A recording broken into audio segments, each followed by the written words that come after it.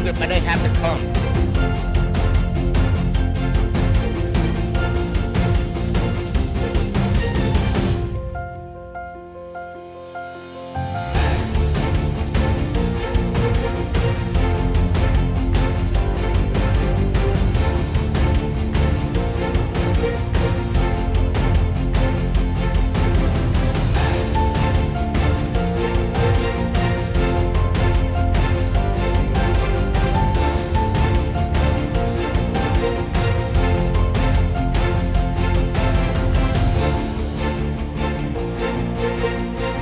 I think it's really just reconnecting with our members and reminding us of why we do what we do. And we try our best to make everyone happy. Everything just came together like perfectly.